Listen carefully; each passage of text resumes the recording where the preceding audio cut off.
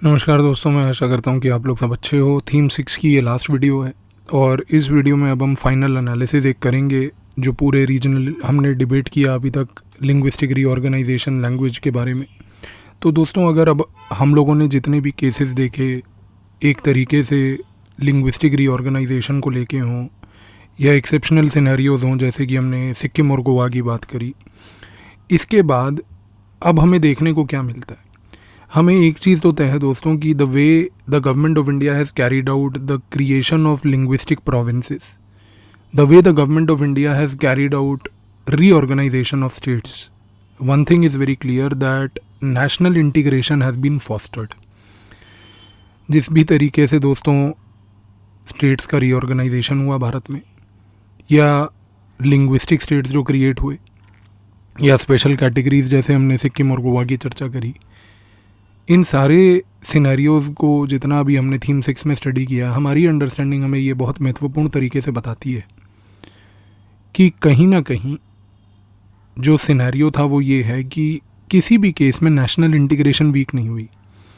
मैंने आपको स्टार्टिंग में एक बात बताई थी कि जो गवर्नमेंट ऑफ इंडिया की फ़िलॉसफी हमें समझनी थी वो ये है कि नेशनल यूनिटी, नेशनल इंटीग्रेशन सिर्फ स्ट्रेंथन होनी चाहिए।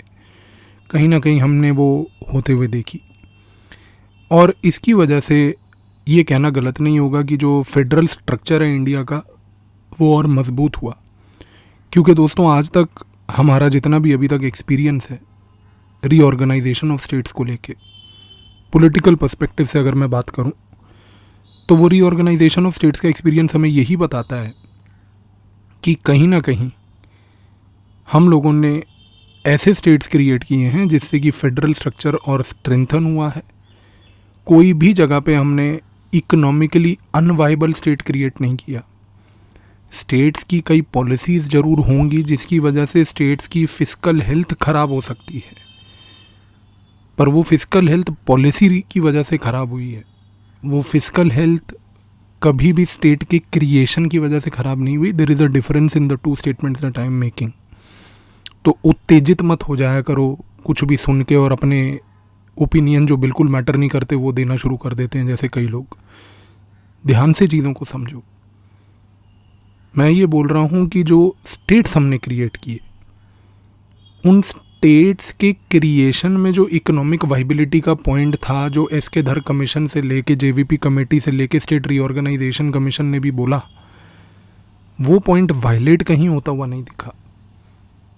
लेकिन जो चीज़ हमें देखने को दिखी वो डेफिनेटली ये थी कि कहीं ना कहीं एक फेडरल स्ट्रक्चर और नेशनल इंटीग्रेशन और यूनिटी मजबूत हुई, और जितने भी कॉलोनियल प्रेजेंस के कारण एक अनफॉर्चुनेटली हमारे यहाँ पर एक आर्बिट्ररी तरीके से टेरिटरीज़ को बांटा गया था, हमने रीऑर्गेनाइजेशन ऑफ स्टेट्स के तहत उस आर्बिट्ररी रीऑर्गेनाइजेशन को ठीक किया, आर्बिट्ररीली ड्रॉन मैप्स को ठीक किया। और बड़ी इंपॉर्टेंट चीज़ दोस्तों ये भी है साथ में कि रीऑर्गेनाइजेशन ऑफ स्टेट्स की वजह से हमने एक इम्पॉर्टेंट पहलू ये करने की कोशिश करी कि जो लैंग्वेज की वजह से कंट्री डिवाइड हो सकती थी, उस डिवीज़न को रोका। क्योंकि मैंने आपको ये बात पहले भी बताई थी कि language is very close to the people, their culture and identity, and if there is a threat people feel on their language, it can lead to secessionism, and not only can it lead to secessionism, the case of Bangladesh proves it can lead to the birth of a new country altogether. तो हमारे political leaders की 1947 से लेके अब तक ये बड़ी maturity रही है कि जहाँ जहाँ पर एक लैंग्वेज का इशू की वजह से रीऑर्गेनाइजेशन का डिमांड आया है, हमने बहुत टैक्टफुली डील किया है। क्योंकि किसी भी केस में लैंग्वेज हम लोगों ने ऐसे सिनेरियो में बनने नहीं दिया कि सेसेशनिज्म प्रमोट हो। और इसकी वजह से कहीं ना कहीं अगर हम देखें तो जो पॉलिटिकल पार्टीज़ हैं वो लोकल इंटरेस्ट्स को और लोकल एस्पिरेशंस को अच्छे से मीट कर पाई हैं।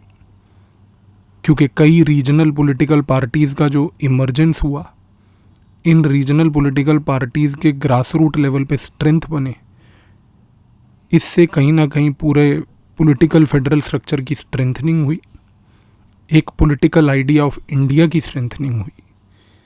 और दोस्तों, सबसे इम्पोर्टेंट बात मत भूलिएगा कि कहीं ना कहीं लिंग्विस्टिक इशू को एक्सेप्ट करना was a case of unity in diversity.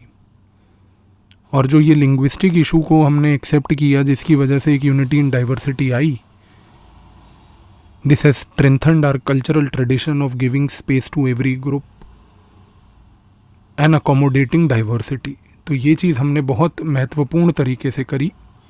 कहीं ना कहीं इसकी वजह से अगर हम वो गांधी के स्टेटमेंट को याद करें तो गांधी ने ये बात बिल्कुल सही बोली थी कि लिंग्विस्टिक प्रोविंसेस के क्रिएट करने से रीजनल लैंग्वेजेस को स्ट्रेंथन और सपोर्ट करने का मौका मिलेगा। और ये चीज़ हमने देखी।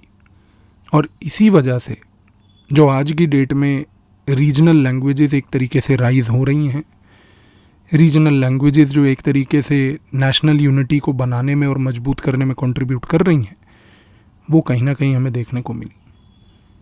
बट दोस्तों, यहाँ पर अभी भी कई चैलेंजेस ऐसे हैं जो अनएड्रेस्ड रहे, जैसे कि फॉर एग्जांपल माइनॉरिटीज़ जो हैं, खास करके लिंग्विस्टिक स्टेट्स में अभी भी थोड़ा सा डिस्कनेक्टेड फील करते हैं।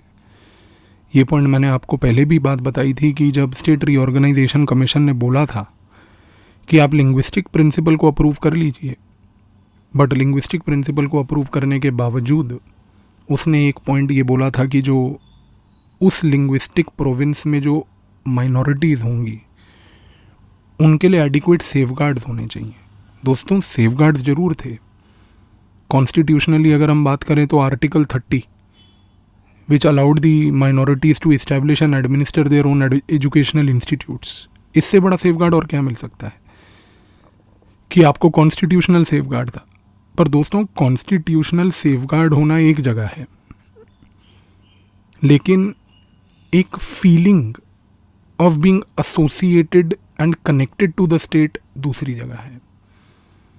कॉन्स्टिट्यूशनली तो हम बोलते हैं कि भाई there should be right to good quality of life as a fundamental right, पर जब पोल्यूशन होता है या ये सब चैलेंजेस आते हैं तो वो आर्टिकल 21 स्पिरिट में फॉलो नहीं हो पाता। आर्टिकल 19 के जो अंडर पॉइंट्स हैं वो सुनने में देखने में अच्छे लगते हैं, पर अगर किसी के फ्रीडम ऑफ स्पीच को लेके अगर हम उसको ट्रोल करें तो वो कहीं ना कहीं वो फीलिंग पॉजिटिव नहीं आती।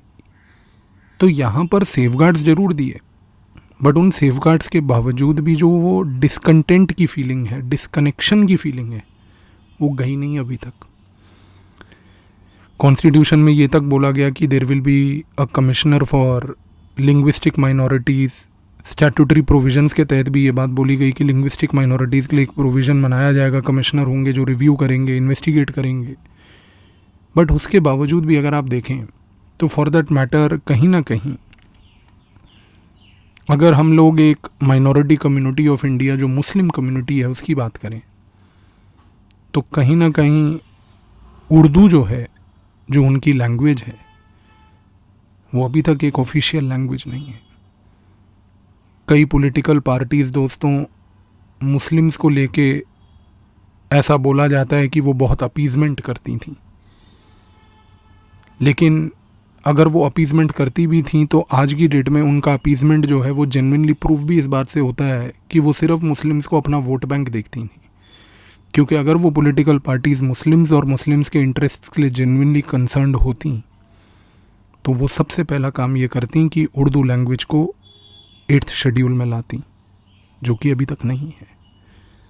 और इससे बड़ा प्रूफ हमारे के सामने और कुछ नहीं हो सकता कि हमने एक पूरे माइनॉरिटी को इंडिया में एक पॉलिटिकल वोट बैंक के नज़रिए से देखा है, एक वननेस के नज़रिए से नहीं देखा। तो आज की डेट में जब कई पॉलिटिकल पार्टीज़ दूसरी पार्टीज़ जो अपीजमेंट करती थी उनके खिलाफ एक मोर्चा निकाल के बात करती हैं तो उसमें कुछ गलत नहीं है। तो कहीं ना कहीं जो एक पॉइंट मैं आपको कहने की कोशिश कर रहा हूँ कि जो अभी भी इनकम्प्लीट रह गई है वो यही है कि while there have been many positives, but the only thing left till now is to bridge the discontent amongst the people and ensure that this discontent is translated into positivity. क्योंकि देखो दोस्तों, पूरे थीम 6 में आपको एक चीज़ समझ आ गई होगी, एक नेशनल यूनिटी तब आएगी जब हम पैरोकियल और रीजनल इंटरेस्ट से उठ के बात करेंगे। हम लोग एक तरीके से उठना शुरू हो चुके हैं, पर हम लोग इतने भारी हैं क्योंकि शाम को 2 समोसे खाने हैं और नाश्ते में भटूरे खाने हैं और उसके बाद फाफड़ा जलेबी लेनी है, कि अभी भी उठने के बावजूद भी हम उड़ नहीं पा रहे। तो ये चीज़ याद रखिएगा कि हम लोग चैलेंजेस को मीट ज़रूर कर पाए हैं, पर कहीं ना कहीं जो एलाइनेशन का एक पॉइंट है, इसको टैकल करना ज़रूरी है। तो इसके बेसिस पे हम लोग अपने थीम 6 की स्टडी को कंक्लूड करते हैं। अब हम स्टार्ट करेंगे थीम 7 इसके बाद, और थीम 7 बड़ा इंटरेस्टिंग है और उसमें बड़ी सारी नई चीज़ें आप लोग सीखेंगे। तो नेक्स्ट वीडियो में मिलते हैं थीम 7 के साथ। Thank you.